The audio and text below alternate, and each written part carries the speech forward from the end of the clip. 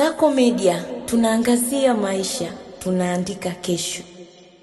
Hii ni Kasako Update. Jina langu Adela Thomas. Mkoa wa Mara umeweka rekodi mpya katika uzalishaji wa madini baada ya kuzalisha dhahabu yenye uzito wa tani 67.41 ikiwa ni thamani ya shilingi trilioni 8.881 katika kipindi cha miaka minne kuanzia mwaka 2021 hadi Oktoba mwaka 2025. Akizungumza kwa niaba ya afisa madini mkazi wa mkoa wa Mara, afisa mazingira Bialugaba Chakupewa hivi karibuni alisema mauzo ya dhahabu hiyo yamechangia mapato ya serikali zaidi ya shilingi bilioni 605.86 kupitia marihaba, ada za ukaguzi na tozo mbalimbali. Aidha, Chakupewa alisema kuwa serikali kupitia tume ya madini mkoani Mara imekusanya maduhuli ya shilingi bilioni 78.7 katika robo ya kwanza ya mwaka, sawa na 37.48 ya lengo la mwaka la shilingi bilioni 210.3. Kwa mujibu wake, ofisi hiyo pia imetoa leseni 2478 za shughuli za madini, hatua iliyosaidia kuongeza ajira, kuchochea uwekezaji na kuimarisha mapato ya halmashauri. Libainisha kuwa mafanikio haya yametokana na usimamizi madhubuti wa serikali hiyo na mazingira bora ya uwekezaji yaliyowekwa na serikali ya awamu ya 6 chini ya uongozi wa Rais Daktari Samia Suluhu Hassan, ambayo yameufanya mkoa wa Mara kuendelea kuwa miongoni mwa vinara vya uzalishaji wa madini nchini. Kutoka Kasako Media, Adela Thomas.